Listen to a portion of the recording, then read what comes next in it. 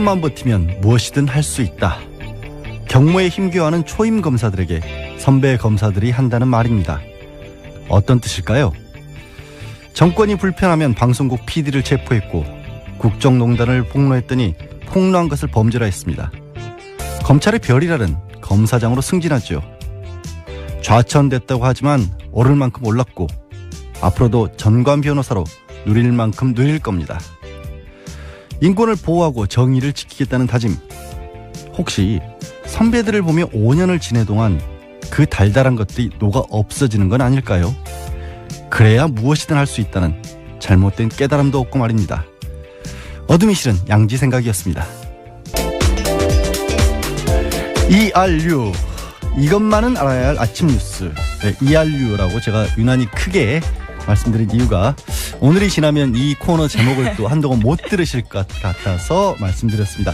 시사인 김은지 기자 나오셨습니다. 네, 안녕하세요. 네, 안녕하세요. 어제 굉장히 뜻깊은, 굉장히 중요한 재판 결과가 하나 나왔죠. 네, 최순실 게이트 관련해서입니다. 문영표 전 보건복지부 장관과 홍완선 전 국민연금 기금운용본부장에게 징역 2년 6개월의 실형이 선고됐습니다. 네. 홍 전 본부장 같은 경우에는 거기서 바로 법정 구속이 됐습니다. 아, 그렇죠. 예, 문 전 장관 같은 경우에 원래 구속 상태였고요. 재판부는 문 전 장관이 국민연금에 영향력을 행사해서 기금 운용의 독립성을 침해했다고 판단했습니다. 국민연금에 손해를 초래한 만큼 불법성이 크다고 밝혔습니다. 네.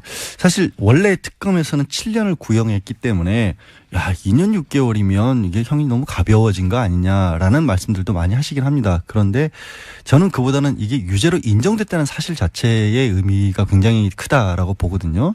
그렇지 않습니까, 사실? 네, 게다가 삼성합병이 이재용 삼성전자 부회장에게 이득이 됐다. 이 부분을 적시하고 있거든요. 예, 예. 굉장히 중요한 부분입니다. 향후 재판을 위해서도요. 그렇죠. 그게 그러니까 국민연금에 한 1,388억 원 가량의 손해를 끼쳤고 그걸로 삼성의 이재용 부회장은 8,300억이 넘는 이익을 봤다. 8,700억 정도. 뭐 돈이 얼마인지 7,700억입니다. 죄송합니다. 혼돈해도 괜찮아요. 어차피 감이 안 와요. 8천억이나 7천억이나 이게 뭐 무슨 그렇죠. 이게 어떤 느낌이 있습니까? 어떤 차인지도 모르겠고. 그런데 하여튼 중요한 것은 국민의 노후 자금을 잃어가면서까지 삼성의 후계 승계 작업을 도와줬다라는 것을 법원이 사실이라고 판결을 내린 거 아니겠습니까? 예, 첫 인정이 나온 겁니다. 물론 이게 이제 말씀드리면 이게 결국에는 삼성 이재용 부회장 같은 경우에는 박 전 대통령의 압력에 못 이겨서 어쩔 수 없이 최순실 씨 등을 자금 지원을 했다라고 하지만 대가를 받았다는 것이 되는 거잖아요. 이렇게 되면 결국에는. 그렇죠. 지금까지 강요를 주장해 왔었는데요. 이득을 봤다라는 점을 분명히 명시하고 있는 겁니다. 예. 다만 아직까지 문영표 장관 전 장관이 박 전 대통령 지시를 받아서 이런 일을 하지는 한 것으로 그게 확인된 건 아니라고 법원은 선을 그었는데 그럼 괜히 그랬겠어요? 예.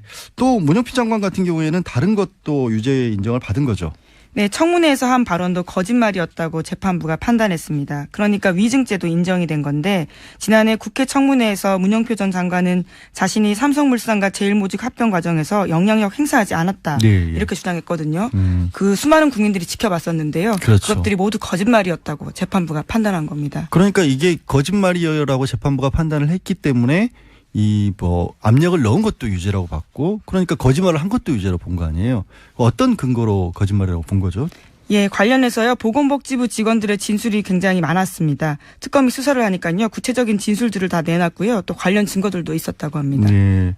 그러니까 모두 다 복지부 직원들, 청와대 관계자들 다 보고받고 지시했다 이런 얘기를 하는데 혼자만 독야청청하다가 결국 아니다라는 법원의 결정이 있었다라는 건데 이 참 그 말씀도 드려야겠다.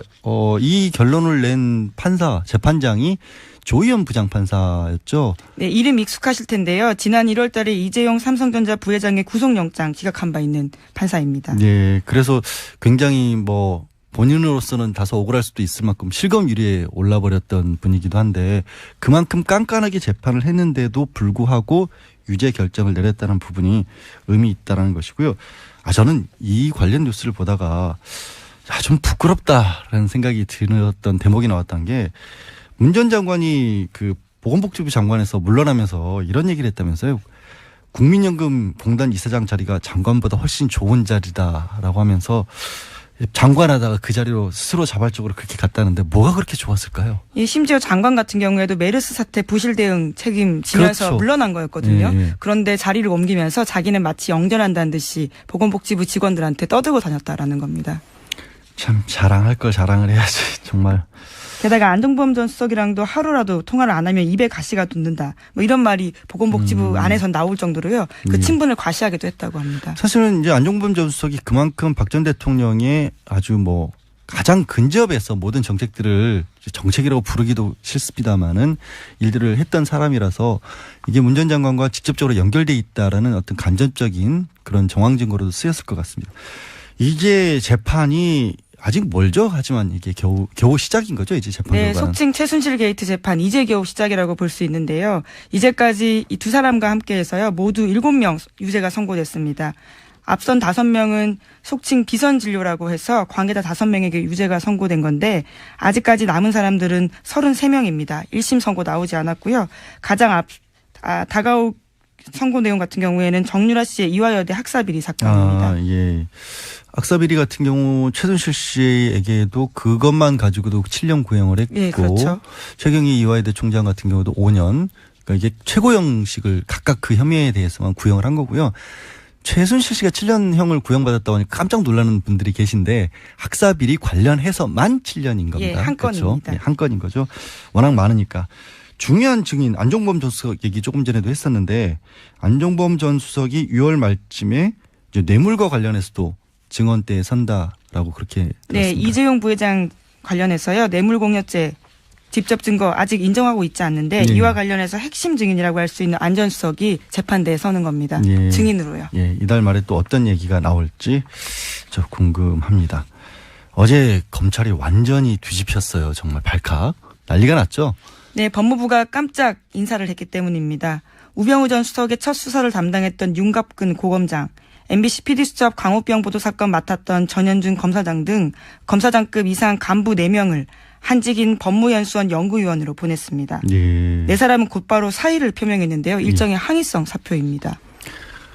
이 법무부에서 뉴스 나오는 걸 보고 이 검찰 간부들이 가짜 뉴스 아니냐라고 했을 만큼 굉장히 당황했다라고 네, 충격받았다라는 하고요. 충격받았죠. 거죠. 왜냐하면 고검장급에서 검사장급 그것도 할 일이 없는 연구원 자리로 보낸다는 거는 나가라라는 얘기나 똑같고요.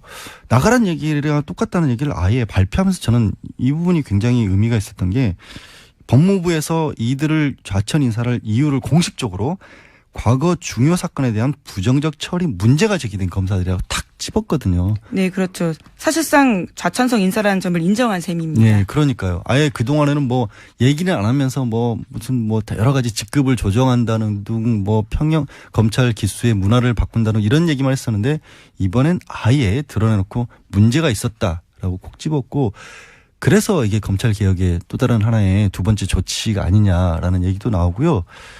법무부 장관 이름이 하마평 여러 명 거론이 되다가 지금 안 나오고 있잖아요, 다시. 예, 그렇죠. 굉장히 조심스러운 생각이긴 합니다만 아마도 문재인 대통령 같은 경우에는 청와대에서 주도를 하면서 민정수석이 한 축을 맡고 주도를 하면서 검찰 개혁을 하기 위해서는 법무부 장관을 괜히 서두르는 것보다는 직접 챙기는 게 낫다라는 판단을 하고 계실지도 모른다는 생각도 들었던 게 그만큼 충격적인 인사였습니다. 사실. 예, 저도 취재하면서 그런 생각들 많이 했었는데요. 예, 예. 김인혜 문재인의 검찰을 생각한다라는 책을 보면 지난 노무현 정부에서의 검찰 개혁에 대한 성찰과 반성들이 굉장히 많습니다. 예. 그리고 그것들에 대해서 문재인 대통령이 로드맵을 분명히 가지고 있다라는 느낌을 받았는데요. 이번 건도 그러한 일환이라고 볼 수 있습니다. 그렇게 되겠죠. 예. 아무튼 뭐 인사의 불이익에서 그치는 게 아니라 그게 불이익이겠습니까? 국민 입장에서 봤었을 때는 좋은 검찰로 바꾸기 위한 변화의 몸짓이라고 그렇게 네. 기대를 해야겠습니다. 사실 실패한 수사를 한 분들이 많거든요. 예, 예. MBC PD수첩 같은 경우에도요. 전원 기소했지만 다 무죄 났습니다. 아, 피디를 체포까지 했잖아요. 예. 깜짝 놀랐었죠. 그때 당시에. 얼마나 충격적인 일이었는데. 사실 기소한 사항이 무죄가 난 경우에는 정말 실패한 수사가 맞거든요. 그렇죠. 100% 할 수 없는 일을 했다라는 그런 얘기였으니까. 자, 이제 청문회 끝이 났죠. 어제 김희성 헌법재판소장도 이틀 그 청문회를 마쳤고 어떤 식으로 지금 진행이 돼가고 있습니까? 결과는.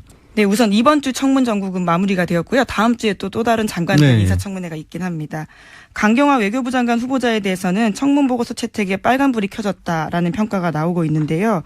왜냐하면 국민의당까지 부적격 판단을 내렸기 때문입니다. 외교부 장관 같은 경우에는 대통령이 임명할 수 있긴 하지만요. 야3당 모두가 부적격 판단을 해서 부담되는 지점이 있습니다. 그런데 김 기자, 신호는 국민이 보내는 거 아니에요? 그렇죠. 야당에서 빨간불 파란불 켤 수는 없는 거잖아요. 네, 게다가 위안부 문제 관련해서요. 일본군 위안부 피해자 당사자들이 한일 위안부 합의 문제 해결을 위해서 강경화 후보자 장관 임명해야 된다고 촉구도 하고 있거든요. 뭐 여성단체들도 지지하는 목소리도 냈다고 하니고 청문회에서 분명히 두 가지 문제, 그러니까 자녀의 위장 전입과 세금이 탈루가 아니라 조금 늦게 냈던 부분에 대해서는 사과를 했고 나머지 부분에 대해서는 해명을 어느 정도 했다라고 보이기 때문에 어떤 판단을 하려 할지는 국민의 신호를 좀 다 같이 봐줬으면 좋겠는데, 예, 계속해서 청문회 얘기 좀 더 해보죠. 김희수 후보자 같은 경우에 대해서는 어떤 평가들을 내놓고 있어요? 예, 오늘 오전 전체회의 열고 인사청문 보고서 채택 여부 논의됩니다. 민주당 같은 경우에는 결정적 하자 드러나지 않은 만큼 보고서 채택해야 된다라고 하고 있는데, 자유한국당은 김 후보자의 반헌법적 인식이 드러났다면서 인준 반대의 뜻을 굽히지 않고 있습니다. 아니, 지금 현직 헌법재판관이었는데 헌법재판관이 반헌법적 인식을 가지고 있었으면 그럼 우리나라 헌법재판소는 어느 나라 헌법을 지키고 있었다라는 거예요? 이게 어떤 정치적인 공격을 하더라도 표현이나 이런 걸 좀 신중하게 선택을 해줬으면 좋겠는데 반헌법적 인식을 가진 분이 헌법재판소에 있었다라는 거, 그동안 나라가 그럼 이상한 나라였다는 얘기인데, 또 뭐 바른정당이나 국민의당 같은 경우는 어떤 분위기예요? 네, 국민의당 같은 경우에는 치명적 흠결이 없다고 보는 분위기로 가고 있고요. 바른정당 같은 경우에는 내부에서 의견이 엇갈리고 있다고 합니다.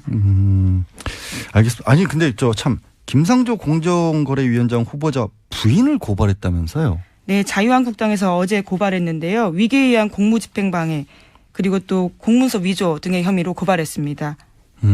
결국에는 이제 그 성적표 토익이 900점인데 901점이라고 했던 부분을 끝까지 어떻게든 문제를 삼으시겠다라는. 네, 그렇죠. 토익 1점에 관련해 가지고요. 그것이 문제가이기 때문에 사법 절차를 밟아야 된다라는 주장을 하고 있는 겁니다. 분명히 잘못한 거는 맞죠. 원칙적으로 따지면. 그런데 이제 다 알려진 바와 같이 그 학교에서는 뽑을 사람이 없어서 기다리다가 어쩔 수 없이 그분을 썼다라는 게 공식적인 해명인데도 법적 조치, 이 법원이나 검찰도 이럴 때 보면 좀 힘들 것 같아요. 이런 거 가지고 자꾸 오면.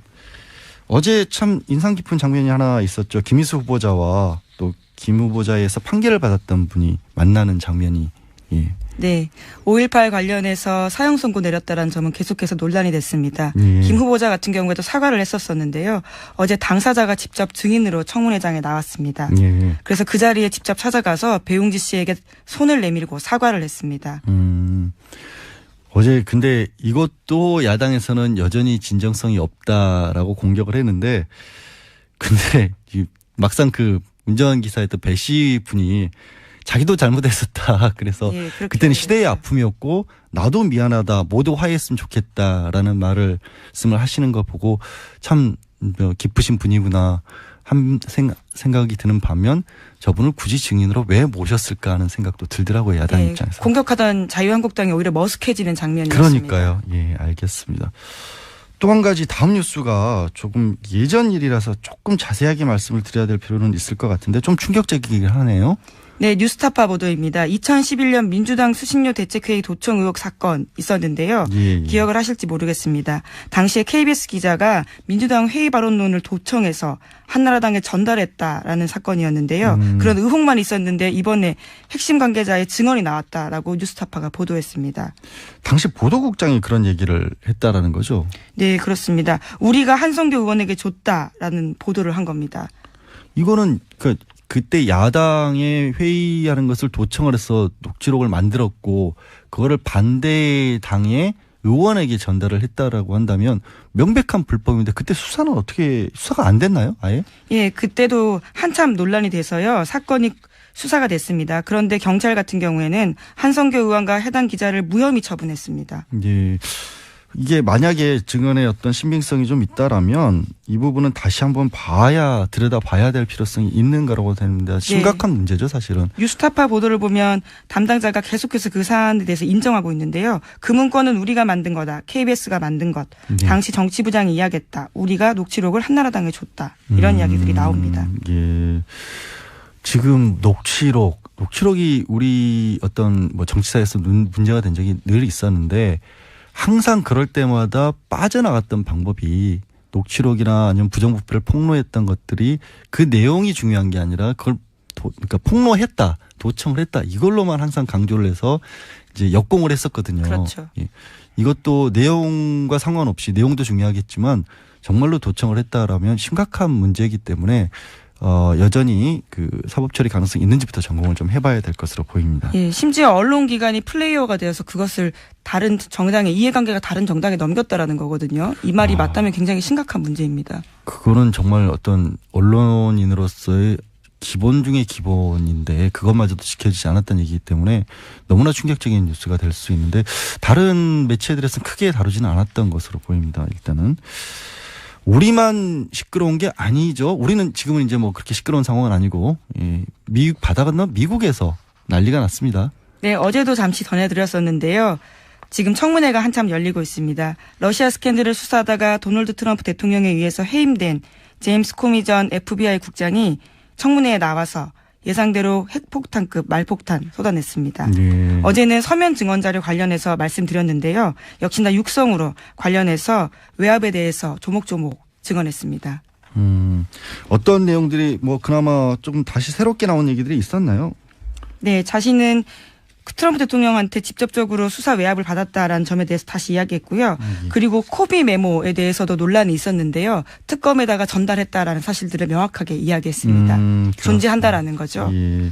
이 부분에 대해서는 저도 이게 러시아와 관련된 수사 이 부분이 나오거든요. 플린전 국가안보보좌관의 혐의에 관련해서는 법적으로 분명히 유죄가 될 수 있는 위험한 상태다라는 얘기를 했는데 이게 유죄가 된다는 얘기는 결국 트럼프 대통령이 당선에 러시아가 관여했다는 그 얘기잖아요. 결국은. 예, 그렇죠. 이거는 좀 더 상황을 지켜봐야 될 것으로 보이고요. 저희도 오늘 관련해서 인터뷰 준비해 놓고 있습니다. 마지막 뉴스겠네요. 어떤 소식이죠? 네, 이부진 호텔신라 사장과 이혼 소송 중인 이무재 전 삼성전자 고문과 관련된 내용인데요. 임 전 고문이 공무원에게 수억 원대 돈을 건넨 혐의로 경찰 수사를 받고 있다라고 오늘 아침 한겨레가 보도했습니다. 1년만 버티면 무엇이든 할 수 있다. 경무에 힘겨워하는 초임 검사들에게 선배 검사들이 한다는 말입니다. 어떤 뜻일까요? 정권이 불편하면 방송국 PD를 체포했고 국정농단을 폭로했더니 폭로한 것을 범죄라 했습니다. 검찰의 별이라는 검사장으로 승진하죠.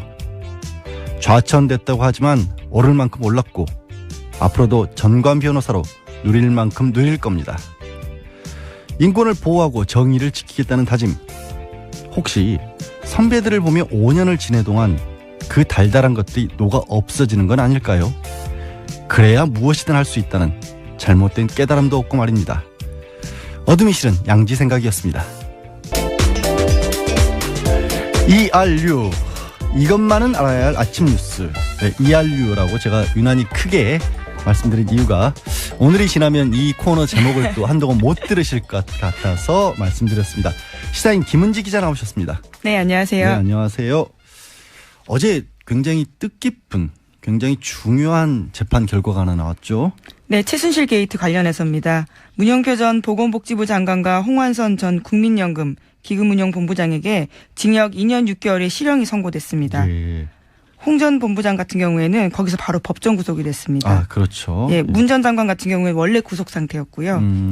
재판부는 문 전 장관이 국민연금에 영향력을 행사해서 기금 운용의 독립성을 침해했다고 판단했습니다. 국민연금에 손해를 초래한 만큼 불법성이 크다고 밝혔습니다. 네. 사실 원래 특검에서는 7년을 구형했기 때문에 야, 2년 6개월이면 이게 형이 너무 가벼워진 거 아니냐라는 말씀들도 많이 하시긴 합니다. 그런데 저는 그보다는 이게 유죄로 인정됐다는 사실 자체의 의미가 굉장히 크다라고 보거든요. 그렇지 않습니까, 사실? 네, 게다가 삼성합병이 이재용 삼성전자 부회장에게 이득이 됐다. 이 부분을 적시하고 있거든요. 예. 굉장히 중요한 부분입니다. 향후 재판을 위해서도요. 그렇죠. 그게 그러니까 국민연금에 한 1,388억 원 가량의 손해를 끼쳤고 그걸로 삼성의 이재용 부회장은 8,300억이 넘는 이익을 봤다. 8,700억 정도. 뭐 돈이 얼마인지 7,700억입니다. 죄송합니다. 혼돈해도 괜찮아요. 어차피 예. 감이 안 와요. 8천억이나 7천억이나 이게 뭐 무슨 그렇죠. 이게 어떤 느낌이 있습니까? 어떤 차인지도 모르겠고. 그런데 하여튼 중요한 것은 국민의 노후 자금을 잃어가면서까지 삼성의 후계 승계 작업을 도와줬다라는 것을 법원이 사실이라고 판결을 내린 거 아니겠습니까? 예, 첫 인정이 나온 겁니다. 물론 이게 이제 말씀드리면 이게 결국에는 삼성 이재용 부회장 같은 경우에는 박 전 대통령의 압력에 못 이겨서 어쩔 수 없이 최순실 씨 등을 자금 지원을 했다라고 하지만 대가를 받았다는 것이 되는 거잖아요. 이렇게 되면 결국에는. 그렇죠. 지금까지 강요를 주장해 왔었는데요. 이득을 봤다라는 점을 분명히 명시하고 있는 겁니다. 예.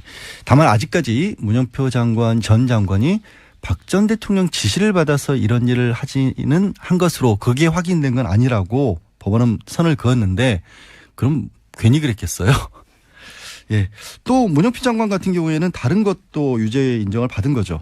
네, 청문회에서 한 발언도 거짓말이었다고 재판부가 판단했습니다. 그러니까 위증죄도 인정이 된 건데 지난해 국회 청문회에서 문영표 전 장관은 자신이 삼성물산과 제일모직 합병 과정에서 영향력 행사하지 않았다. 이렇게 주장했거든요.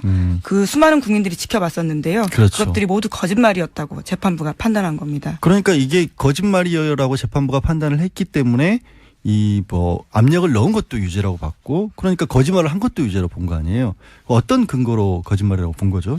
예, 관련해서요, 보건복지부 직원들의 진술이 굉장히 많았습니다. 특검이 수사를 하니까요, 구체적인 진술들을 다 내놨고요, 또 관련 증거들도 있었다고 합니다. 네. 그러니까 모두 다, 복지부 직원들, 청와대 관계자들 다 보고받고 지시했다, 이런 얘기를 하는데, 혼자만 독야청청하다가 결국 아니다라는 법원의 결정이 있었다라는 건데 최경희 이화여대 총장 같은 경우도 5년 그러니까 이게 최고형식을 각각 그 혐의에 대해서만 구형을 한 거고요. 최순실 씨가 7년형을 구형받았다고 하니까 깜짝 놀라는 분들이 계신데 학사비리 관련해서만 7년인 겁니다. 예, 한 그렇죠? 건입니다. 예, 한 건인 거죠. 워낙 많으니까. 중요한 증인 안종범 전 수석 얘기 조금 전에도 했었는데 안종범 전 수석이 6월 말쯤에 이제 뇌물과 관련해서도 증언대에 선다라고 그렇게 들었습니다. 네, 이재용 부회장 관련해서요. 뇌물공여죄 직접 증거 아직 인정하고 있지 않는데 이와 관련해서 핵심 증인이라고 할 수 있는 안 전 수석이 재판대에 서는 겁니다. 증인으로요. 예, 이달 말에 또 어떤 얘기가 나올지 저 궁금합니다. 어제 검찰이 완전히 뒤집혔어요. 정말 발칵. 난리가 났죠. 네, 법무부가 깜짝 인사를 했기 때문입니다. 우병우 전 수석의 첫 수사를 담당했던 윤갑근 고검장, MBC PD수첩 광우병 보도 사건 맡았던 전현준 검사장 등 검사장급 이상 간부 4명을 한직인 법무연수원 연구위원으로 보냈습니다. 네 사람은 곧바로 사의를 표명했는데요. 일종의 항의성 사표입니다. 이 법무부에서 뉴스 나오는 걸 보고 이 검찰 간부들이 가짜 뉴스 아니냐. 라고 했을 만큼 굉장히 당황했다라고 하고요. 충격받았죠. 왜냐하면 고검장급에서 검사장급 그것도 할 일이 없는 연구원 자리로 보낸다는 거는 나가라라는 얘기나 똑같고요. 나가라는 얘기랑 똑같다는 얘기를 아예 발표하면서 저는 이 부분이 굉장히 의미가 있었던 게 법무부에서 이들을 좌천 인사를 이유를 공식적으로 과거 중요 사건에 대한 부정적 처리 문제가 제기된 검사들이라고 탁 집었거든요. 네, 그렇죠. 사실상 좌천성 인사라는 점을 인정한 셈입니다. 네, 그러니까요. 아예 그동안에는 얘기는 안 하면서 무슨 여러 가지 직급을 조정한다는 등 평형 검찰 기수의 문화를 바꾼다는 이런 얘기만 했었는데 이번엔 아예 드러내놓고 문제가 있었다라고 콕 집었고 그래서 이게 검찰 개혁의 또 다른 하나의 두 번째 조치가 아니냐라는 얘기도 나오고요. 법무부 장관 이름이 하마평 여러 명 거론이 되다가 지금 안 나오고 있잖아요, 다시. 예, 그렇죠. 굉장히 조심스러운 생각이긴 합니다만 아마도 문재인 대통령 같은 경우에는 청와대에서 주도를 하면서 민정수석이 한 축을 맡고 주도를 하면서 검찰 개혁을 하기 위해서는 법무부 장관을 괜히 서두르는 것보다는 직접 챙기는 게 낫다라는 판단을 하고 계실지도 모른다는 생각도 들었던 게 그만큼 충격적인 인사였습니다. 사실. 예, 저도 취재하면서 그런 생각들 많이 했었는데요. 예, 예. 김인혜 문재인의 검찰을 생각한다라는 책을 보면 지난 노무현 정부에서의 검찰 개혁에 대한 성찰과 반성들이 굉장히 많습니다. 예. 그리고 그것들에 대해서 문재인 대통령이 로드맵을 분명히 가지고 있다라는 느낌을 받았는데요. 이번 건도 그러한 일환이라고 볼 수 있습니다. 그렇게 되겠죠. 예. 아무튼 뭐 인사의 불이익에서 그치는 게 아니라 그게 불이익이겠습니까? 국민 입장에서 봤었을 때는 좋은 검찰로 바꾸기 위한 변화의 몸짓이라고 그렇게 기대를 해야겠습니다. 사실 실패한 수사를 한 분들이 많거든요. 네. MBC PD수첩 같은 경우에도요. 전원 기소했지만 다 무죄 났습니다. 아, PD를 체포까지 했잖아요. 예. 깜짝 놀랐었죠. 그때 당시에. 얼마나 충격적인 일이었는데. 사실 기소한 사항이 무죄가 난 경우에는 정말 실패한 수사가 맞거든요. 그렇죠. 100% 할 수 없는 일을 했다라는 그런 얘기였으니까. 자, 이제 청문회가 끝이 났죠. 어제 김희수 헌법재판소장도 이틀 그 청문회를 마쳤고 어떤 식으로 지금 진행이 돼가고 있습니까? 결과는. 네, 우선 이번 주 청문 전국은 마무리가 되었고요. 다음 주에 또 다른 장관들 네. 인사청문회가 있긴 합니다. 강경화 외교부 장관 후보자에 대해서는 청문 보고서 채택에 빨간불이 켜졌다라는 평가가 나오고 있는데요. 왜냐하면 국민의당까지 부적격 판단을 내렸기 때문입니다. 외교부 장관 같은 경우에는 대통령이 임명할 수 있긴 하지만요. 야3당 모두가 부적격 판단을 해서 부담되는 지점이 있습니다. 그런데 김 기자 신호는 국민이 보내는 거 아니에요? 그렇죠. 야당에서 빨간불 파란불 켤 수는 없는 거잖아요. 네, 게다가 위안부 문제 관련해서요. 일본군 위안부 피해자 당사자들이 한일 위안부 합의 문제 해결을 위해서 강경화 후보자 장관 임명해야 된다고. 네. 아, 참 그 말씀도 드려야겠다. 이 결론을 낸 판사, 재판장이 조희연 부장판사였죠. 네, 이름 익숙하실 텐데요. 지난 1월 달에 이재용 삼성전자 부회장의 구속영장 기각한 바 있는 판사입니다. 네, 그래서 굉장히 뭐 본인으로서는 다소 억울할 수도 있을 만큼 실검 유리에 올라버렸던 분이기도 한데 그만큼 깐깐하게 재판을 했는데도 불구하고 유죄 결정을 내렸다는 부분이 의미 있다는 것이고요. 저는 이 관련 뉴스를 보다가 좀 부끄럽다라는 생각이 들었던 대목이 나왔던 게 문 전 장관이 그 보건복지부 장관에서 물러나면서 이런 얘기를 했다면서요. 국민연금 공단 이사장 자리가 장관보다 훨씬 좋은 자리다라고 하면서 장관하다가 그 자리로 스스로 자발적으로 그렇게 갔다는데 뭐가 그렇게 좋았을까요? 예, 심지어 장관 같은 경우에도 메르스 사태 부실 대응 책임지면서 그렇죠. 물러난 거였거든요. 예. 그런데 자리를 옮기면서 자기는 마치 영전한다는 듯이 보건복지부 직원들한테 떠들고 다녔다라는 겁니다. 참 자랑할 걸 자랑을 해야지 정말. 게다가 안종범 전 수석이랑도 하루라도 통화를 안 하면 입에 가시가 돋는다. 뭐 이런 말이 보건복지부 안에선 나올 정도로요. 그 친분을 과시하기도 했다고 합니다. 사실은 이제 안종범 전 수석이 그만큼 박 전 대통령의 아주 뭐 가장 근접해서 모든 정책들을 정책이라고 부르기도 싫습니다만은 일들을 했던 사람이라서 이게 문 전 장관과 직접적으로 연결돼 있다라는 어떤 간접적인 그런 정황 증거로도 쓰였을 것 같습니다. 이게 재판이 아직 멀죠. 하지만 이게 겨우 시작인 거죠. 이제 재판 결과는. 네, 속칭 최순실 게이트 재판 이제 겨우 시작이라고 볼 수 있는데요. 이제까지 이 두 사람과 함께해서요. 모두 7명 유죄가 선고됐습니다. 앞선 5명은 속칭 비선 진료라고 해서 관계자 5명에게 유죄가 선고된 건데 아직까지 남은 사람들은 33명입니다. 1심 선고 나오지 않았고요. 가장 다가올 선고 내용 같은 경우에는 정유라 씨의 이화여대 학사비리 사건입니다. 예. 학사비리 같은 경우 최순실 씨에게도 그것만 가지고도 7년 구형을 했고. 예, 그렇죠.